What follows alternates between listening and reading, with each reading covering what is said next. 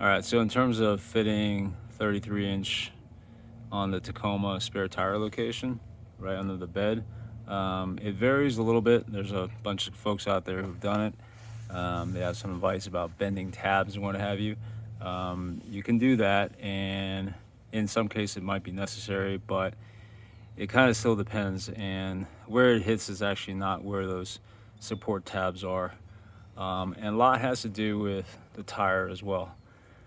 So what I mean by that is, these are 33 inches, the nominal size, right? But depending on the tire configuration, if it's a mud terrain or AT and what have you, the tread and overall diameter might be just slightly different.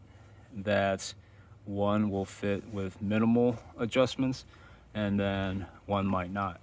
So in my case, I'm running these Falcon, let's see, what are these guys? The Wild Peak ATs. And mine is a 285 75 16. And I think the overall diameter stated by Falcon is like 33.1 inch or something like that. And so sometimes you'll have a 33-inch tire that's actually maybe like 29.8 or something. So in this case, mine has difficulty fitting in the spare location without at least some adjustments. So I'll show you what I've done on mine. So first of all, the part that everybody thinks is going to hit and gets in the way, and it kind of does, are these support tabs that are on the bottom of the Tacoma. Right there and there. Mine is bent outwards or backwards or whatever you want to call it. Just a tiny bit, but not that much. I had gone a little bit too far with this one. Actually, I had to bend it back, so yeah, don't go crazy with it on hammer. But actually, one of the areas that it hits is actually the rear driver side leaf spring support. So you can kind of see where it kind of rubbed off some of the dirt. That's one of the spots that it hits, at least for me. And of course, the other part that it hits, which is not okay, is it hits the exhaust heat shield right there. Now, this can be kind of mitigated by bending this out a little bit. And you can kind of see it's almost biased towards the inside, just the way that hanger is. So I could kind of try to bend this a little bit out. But I think instead of all that, I'm going to go ahead and cut it, right there in that location, which is where a lot of people do. But rather than just cutting and leaving it, I'm going to go ahead and add this 45-degree elbow. And I'll show you how I'm going to position that. And part of the reason is just because with that angling down, and not that it's a big deal, but that's, if I'm going through a dusty area, that's just going to kick up a lot of dust. And, I'd rather not do that, because all that dust, and this is in another video that I'll do, basically is going to kick up and kind of go up that way, and it's going to go into the bed, with the exhaust pointed down. I don't know if that's going to add more, but I think we're just going to go, I'm a little OCD about this, so rather than just leaving it a chance, I'll add this elbow. It's going to be pretty easy, but I'll show you how I do that. All right, so here we are in the truck. I went ahead and cleaned up the pipe of all the dirt a little bit. Not strictly necessary, but why not, right? It's just nicer to work with a clean area. Plus, it'll give me a better, more secure clamping surface, better seal, that sort of thing. Anyways, so right around here is where I'm going to cut this. So I'll back up a little bit so you can see. All right, and that's actually where a lot of people cut it. And then, again, you can just leave it like that if you want, and just let the exhaust gas just point towards the ground. But again, I'm going to go ahead and add this elbow, I've got this one I got from O'Reilly Auto Parts, locally. Yeah, but you can find them just about anywhere. I'll put a part number or what have you from O'Reilly on the description. But this is the outlet part, and this flared part is 2.5 inches, which will mate up well to that pipe once it's cut. There's going to be a shim that's going to be required. Again, you kind of don't have to. I mean, what you can do is just, you know, add slits to this and clamp it down or what have you. I want to keep it a little bit more snug and just, you know, more factory looking, if you will. So I'm going to actually put a shim in there because the diameter of this guy right here is about 2.4 inch and this is 2.5 inch, right? So you can do the math and figure out there's going to be a little bit of slop if I just kind of throw it right on there. Actually, you know what? In fact, let's go out over here. This end I had already cut off to kind of do a test fit. So, you know, the stock one has a flared out. So that's obviously not, that's already been cut. So if we take this and put it on there, right, you get the idea. It's pretty sloppy. So the shim that I'm gonna be using to mate these two up and make it a nice tight fit is actually the piece that was cut off here. And I kind of modified it and what have you. So I'll show you that in a second. But anyways, that's gonna go here. And then this is gonna tie in right there.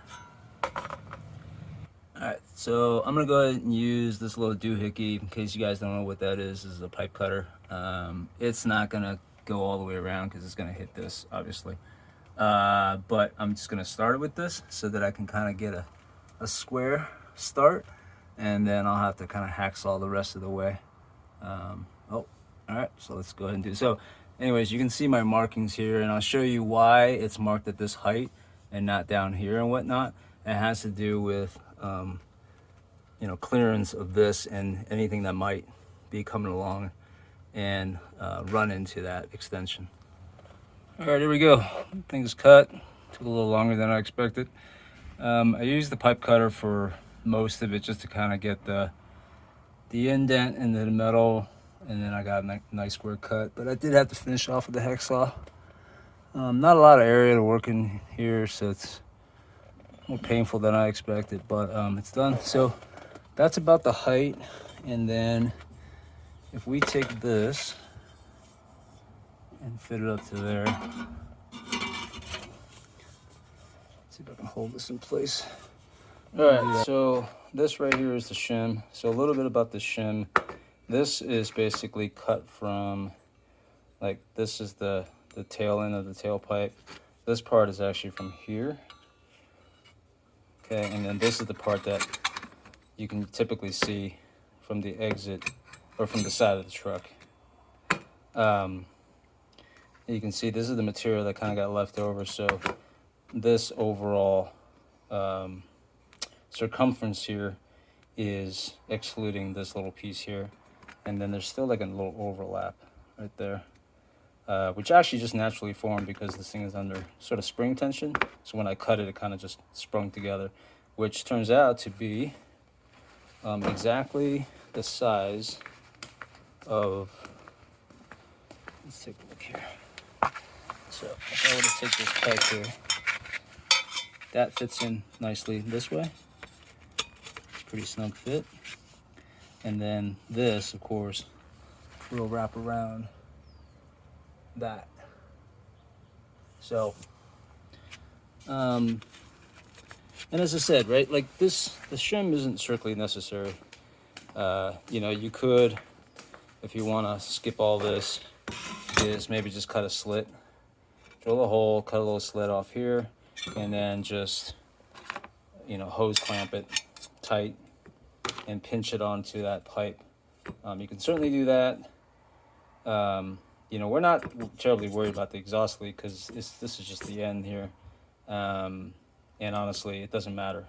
Even if it leaks out like here, it's not going to change anything about, you know, exhaust harmonics or any of that jazz. So this is just I'm doing this because I want a nice snug fit so this thing doesn't rattle.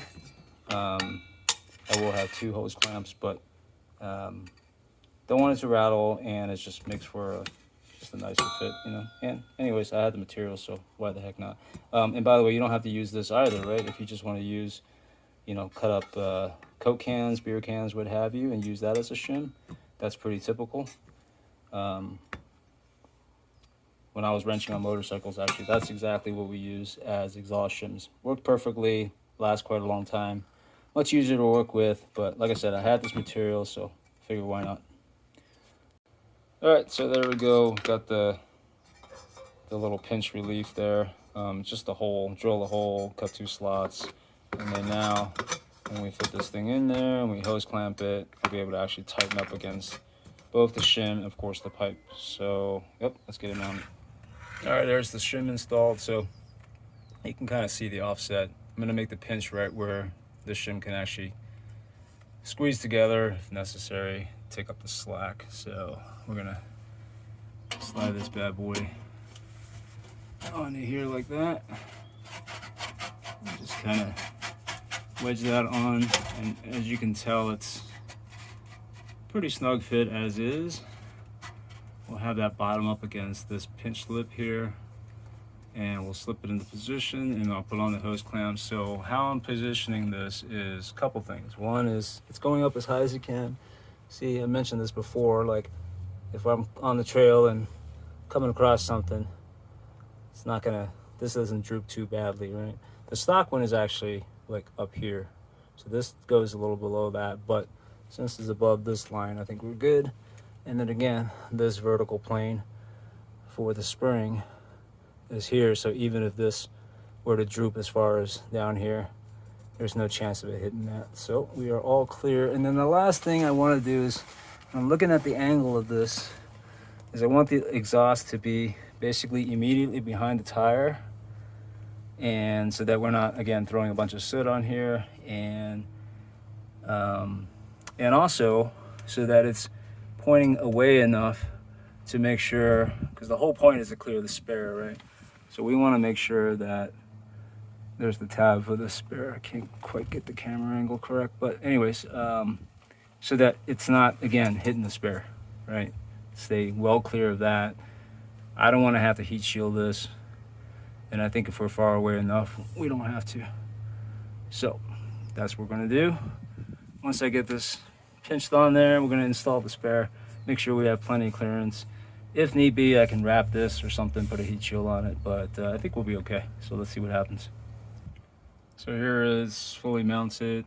Yeah, this is really snug. There's no play, wiggle. There's not going to be any vibration noise or anything from this, which is good.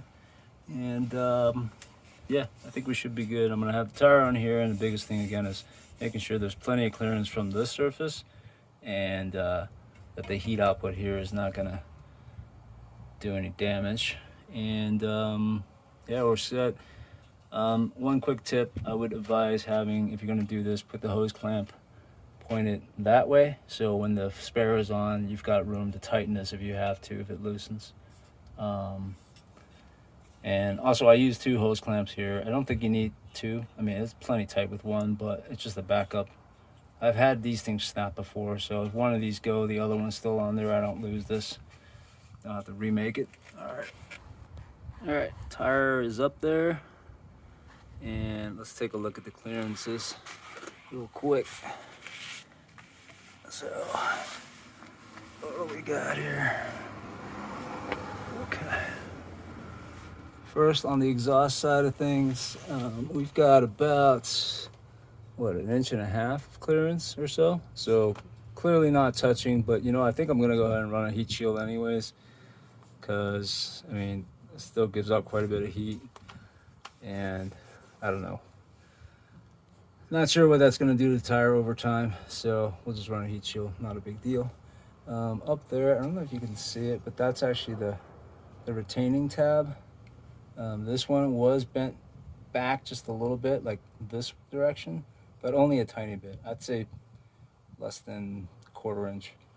So we don't need to go crazy on that. This is the exhaust hanger in the rear. Obviously not being used anymore, but with the stock exhaust, even the hanger piece, that rubber piece that goes on there, was really squished against that tire. So with that gone now, you know, we've got about that much clearance. So that's not going to touch, which is fine. In fact, actually, you know what? I might just add something here to use it as another sort of pressure point to kind of keep this tire in place. I mean, this thing isn't moving anywhere right now, but for me, it's always, you know, it's about dynamic load, right? So when this thing is bouncing around on trails and just even on the road, the forces acting on this is a lot more. In fact, so much so that I think I will ultimately be putting a strap around this to the upper support frame rather than relying solely on this retention system. I mean, this thing is tough and I'm sure it's rated pretty high, but it's also rated for a stock tire wheel or stock spare and wheel setup, which is I'd say at least 30 or 40 pounds lighter than this guy. So just as an insurance policy, I think I'll add some straps in here to kind of take up some of the load bearing on this guy. And then let's see, one last thing is, okay, so this is to the hitch. We've got some space, which is good because I've got some bike rack things where this will kind of come out a little bit. So that should give us a little bit of clearance on that side. And last but not least, or actually two places. One is that it's still contacting the support, which is fine. In fact, actually that, since this is a moving part, right? So that's gonna kind of keep this tire from kind of swinging back and forth this way. And then the last tab is this one right here. And then again, this one was also bent back. I kind of went too far with it at first, and then I had to bend it back. So yeah, if you're gonna bend this, don't go crazy again. I mean, we're talking about 1/2 inch from the stock position. Oh, and speaking of bending these tabs, I saw a YouTube video that was helpful where the guy was trying to bend this, but he was heating it up like right here at the bend area, thinking that that would soften it and bend it back. But that's not necessary, I found. You know, first thing is, no matter how much you, well, I wouldn't say no matter what, if you were to melt this down to the point where this crease can actually bend, you've already overheated this entire thing, which I don't recommend. I mean, you got to realize that with this elbow right here, this bend, this, when it was formed at the factory, was done by a press that's measured in, you know, tons, not pounds. So to think that you can just kind of hammer this and bend it against, you know, the structural rigidity that's created by this crease, that's not going to happen. What's happening is, probably can't see it, but the weld point up here and just after it is a flat piece that doesn't have this crease. So when you go and hammer on the surface and bend this thing back, it's actually bending back here. And that's not going to require any heat because, again, that's just a flat piece. It doesn't have this fold that creates the structural rigidity. So, yeah, if you need to bend this, just use a shot peen or a rubber mallet or what have you. Gotta hit it pretty hard, but heating is not required. Cool, that's it. I think that pretty much concludes this. There's nothing more to add. You know what? I'll come back, and when I add a strap under here, I'll just kind of show you where I looped it from. Again, optional. I'm paranoid. I like to have double and triple redundancy. Losing a spare on the highway or off-road is not something that I want to toy with. So I'm going to go ahead and add that. And when I do, I'll kind of add a little excerpt to this video.